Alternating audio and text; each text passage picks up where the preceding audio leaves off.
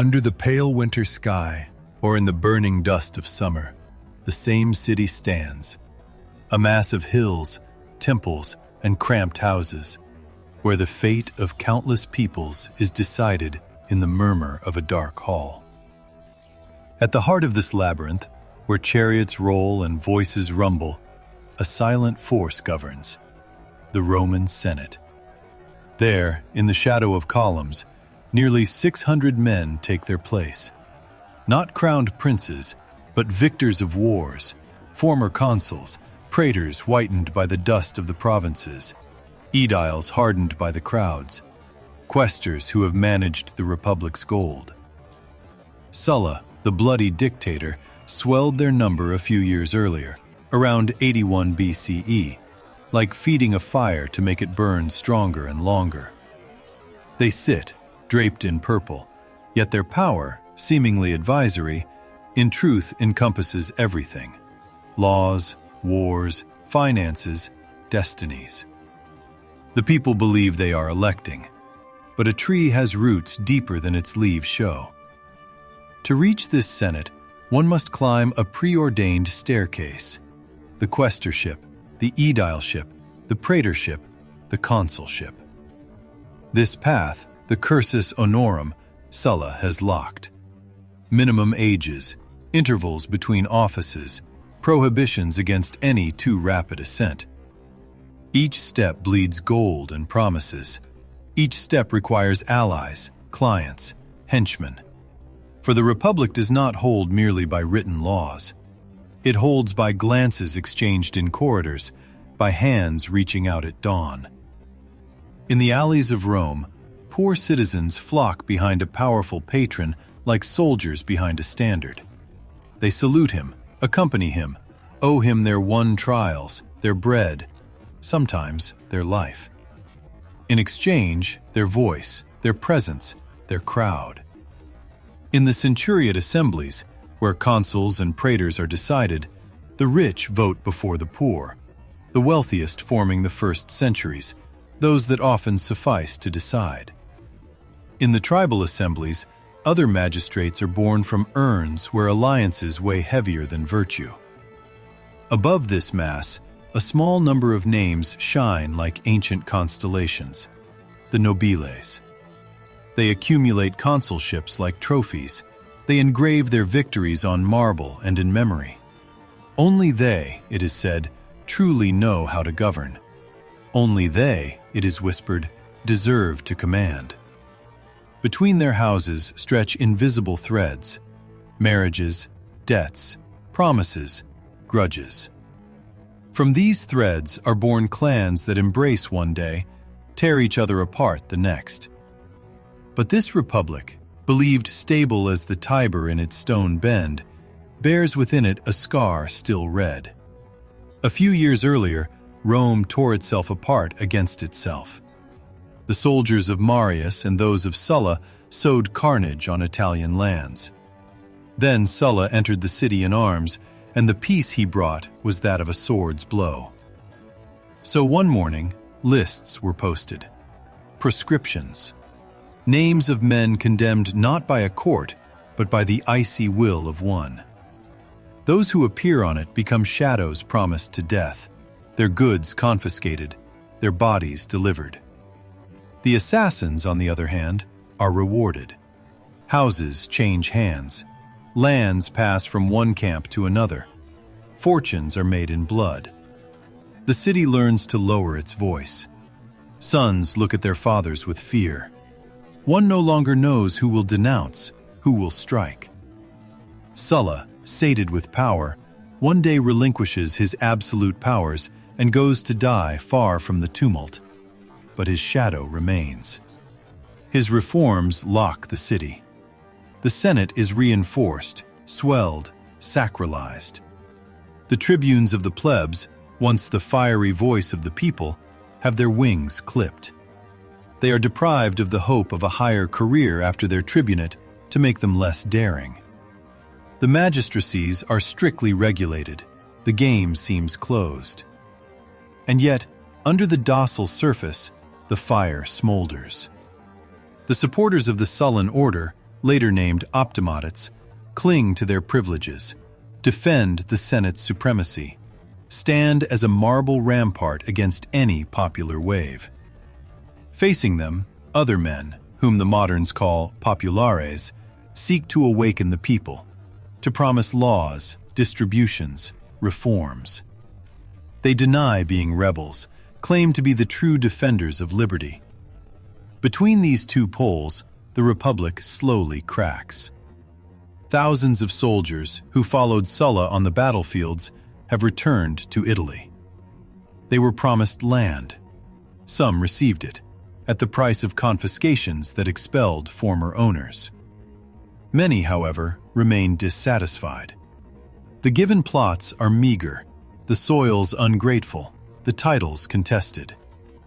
In the villages of Etruria, Umbria, and Picenum, men worn out by war look at their calloused hands and do not see the expected reward. Resentment sets in. These veterans, trained in blood, no longer fear death. They have not forgotten the sound of trumpets, nor the feel of iron. They wait. They listen. In the countryside, large estates stretch like dark green seas. The latifundia swallow small farms. Senatorial and equestrian families amass lands, exploiting them with armies of slaves. Free peasants slide slowly toward ruin. Some sell their plots, others sink into debt.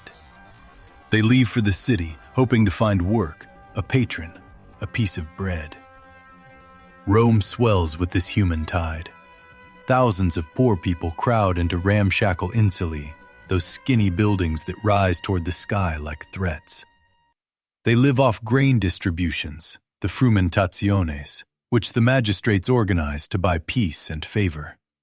People queue, jostle, wait. The stomach becomes a political instrument. He who feeds reigns over votes. Even among the powerful, the imbalance grows. Land wealth concentrates. But election campaigns are expensive. To become quaestor, aedile, praetor, consul, one must organize games, adorn the forum, sometimes bribe, show generosity. Gold flows. Debts accumulate. Knights who lend at usurious rates hold the fates of many nobles in their hands. Senators, born in ancient houses, find themselves prisoners of merciless creditors. Alliances are made, undone, under the weight of those figures carved on wax tablets. In this convulsed Rome, somewhere toward the end of the 2nd century BC, a child of an illustrious name but an emaciated purse is born. Lucius Sergius Catilina. He belongs to the gens Sergia, ancient, patrician, honored in the tales of ancestors, but left bloodless by the cruel turns of history. In the corridors of power, he is recognized by his name, not by his fortune. This disjunction immediately creates a fissure in him. During Sulla's proscriptions, Catiline throws himself on the side of the victor. Sources say he actively participates in the hunt for the proscribed. Sallust, in his account, attributes to him unbridled violence, greedy confiscations. Cicero, later, will revive these images, painting them in dark strokes in his speeches. In the red dust of legal executions, Catiline forges his reputation, that of a man who does not shy away from blood, who knows how to take advantage of disorder. He learns, in contact with the Sullan regime, how the law can bend under the weight of force. After these shadow years, Catiline follows the traditional route. Quaestorship first, somewhere in the following years. He handles accounts, learns the cold art of public finance. Then comes the praetorship, as attested by Sallust. By that time, he is already among the senior magistrates whose voices carry weight in assemblies. His career seems to fly toward the consulship. The Republic recognizes him, elevates him to its steps. A province is then entrusted to him, Africa. Over there, beyond the sea, he governs, probably as a pro-praetor. He discovers another face of Roman power, the one that collects taxes, dispenses justice, commands garrisons, deals with local elites. But in the provinces, temptation is omnipresent. Between what is collected for Rome and what can be kept for oneself, the line is thin, blurred, often crossed. Upon his return, voices rise. He is accused of financial mismanagement, extortion. There is talk of repitundi, of sums torn away, kept. This trial breaks his momentum for the first time. We are on the eve of the consulship of 65. He wants to stand for election, to compete with the greatest. But the law prevents him as long as his innocence is not proclaimed. He is forced to wait, nailed to the bench of the accused, while others ascend to the highest step.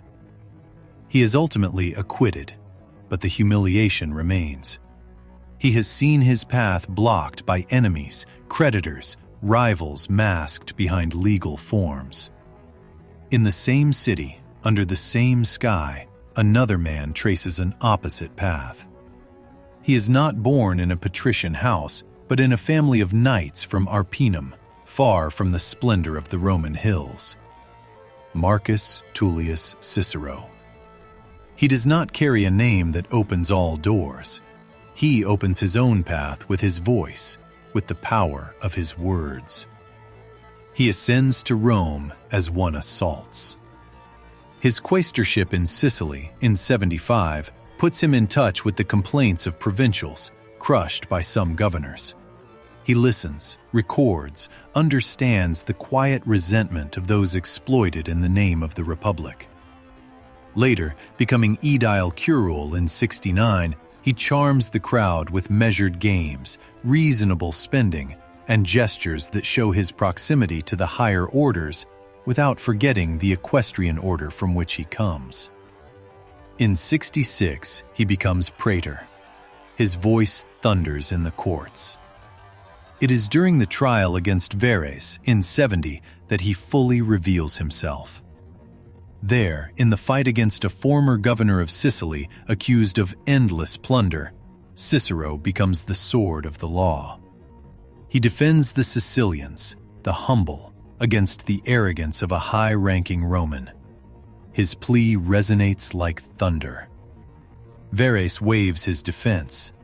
The city notices. The Senate hears him. The knights see him as an ally.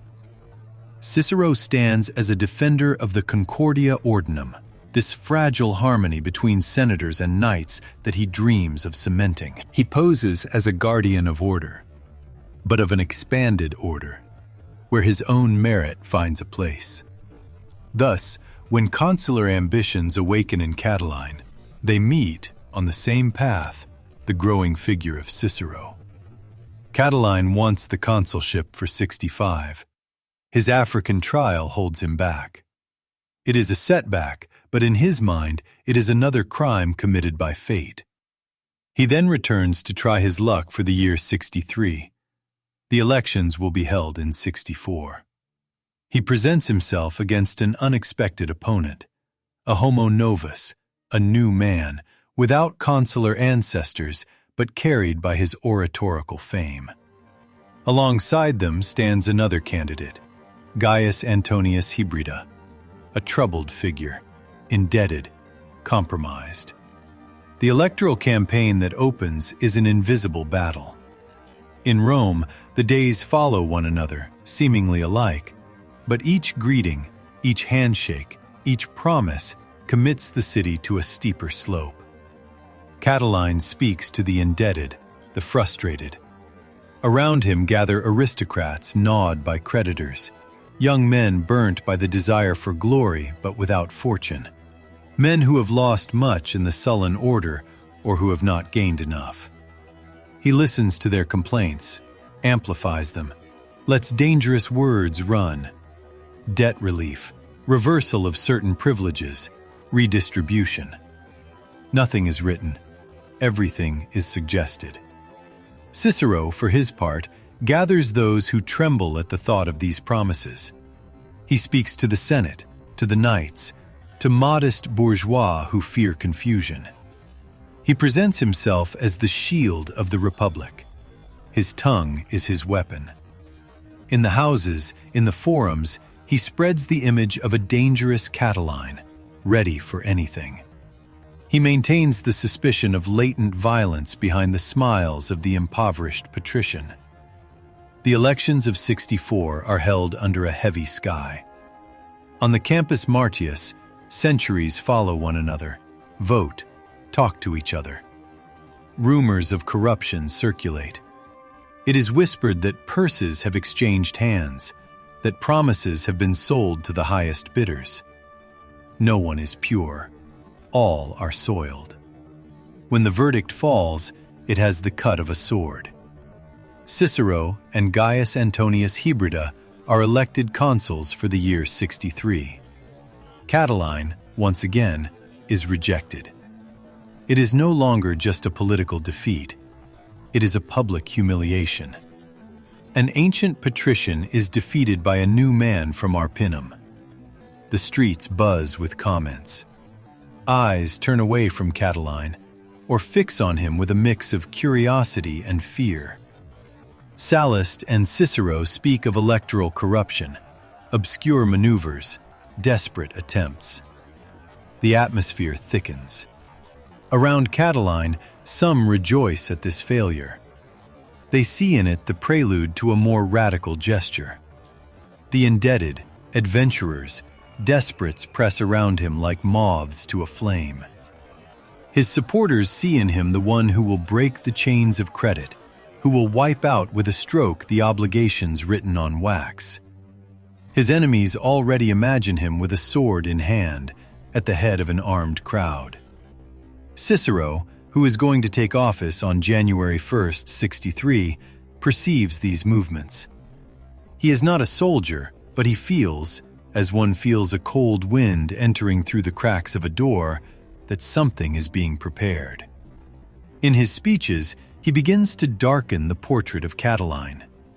He talks about dissolute morals, past violence, shameful acquaintances, criminals, insolvent debtors. He builds a figure of the internal enemy. Future sources will wonder what part of truth and what part of exaggeration are hidden in these accusations. But in Rome, the image takes, sets in, is spread. Yet, Catiline does not give up. At the beginning of Cicero's consulship, while the new consuls don the toga praetexta, he is already preparing a new candidacy for the year 62. The elections will be held in 63. It is his last chance to seize this peak before time, rumor, distrust condemn him to the margins. Rome, this January 1st, still ignores that, behind these games of ambition, a larger drama is approaching. The city discusses debts, agrarian laws, the misery of the countryside, the tensions in Etruria. Landless veterans, ruined peasants, hungry citizens murmur their anger. In a marble house, a disappointed man broods over his failure. In another, a triumphant orator ponders how to protect the Republic.